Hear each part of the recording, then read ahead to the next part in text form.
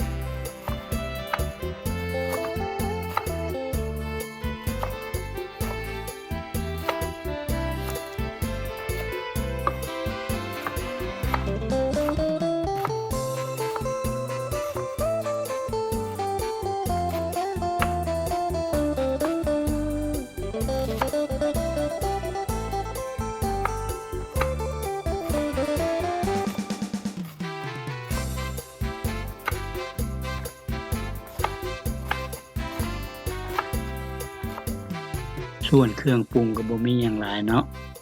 มีแต่ใส่เฮาสิตื่มน้ำตาลกับผงชูรสใส่เล็กน้อยก็พอปลาร้าเค็มอยู่แล้วเนาะ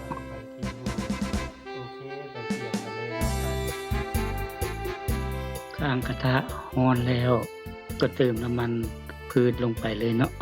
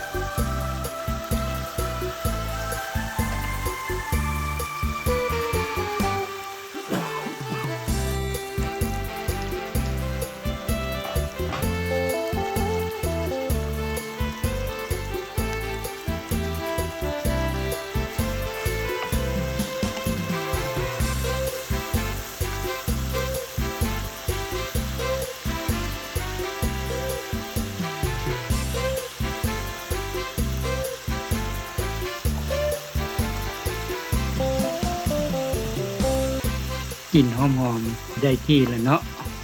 สิสุกดีแล้วล่ะ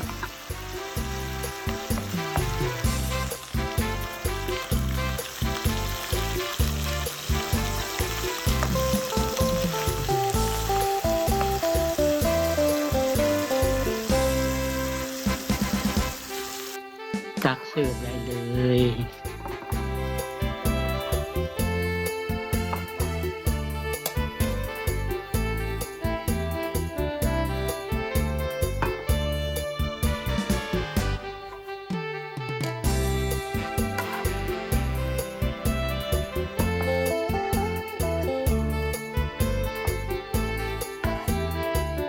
น่ากินบ่พี่น้อง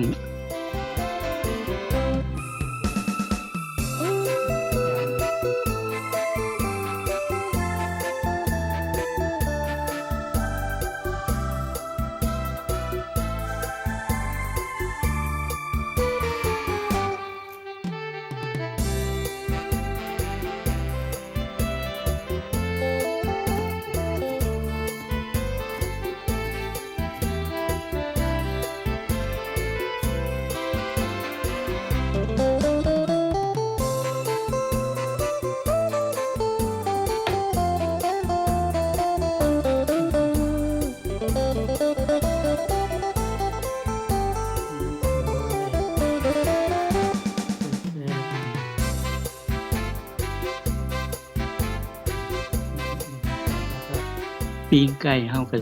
สุกได้ที่แล้วเนาะพอดีเหลืองอ้อยๆมาเด้อกินน้ำกัน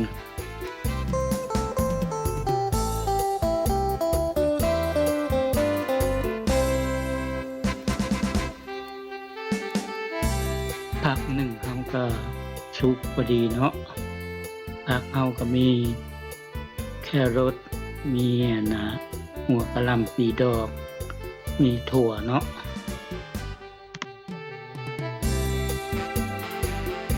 พาเข้าเที่ยงเฮาก็มีส่ำนี้แหละเนาะพี่น้องมาเด้อแซ่บๆนำกัน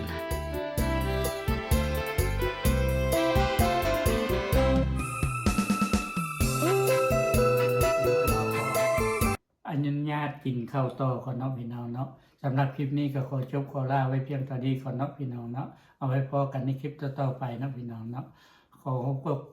ขอบอกขอบใจที่แวะมาเบิ่งมาชมมาให้กำลังใจกันโดยตลอดเนาะพี่น้องเอาไว้พอกันในคลิปต่อไปสำหรับคลิปนี้ขอกล่าวคำว่าสบายดีสวัสดี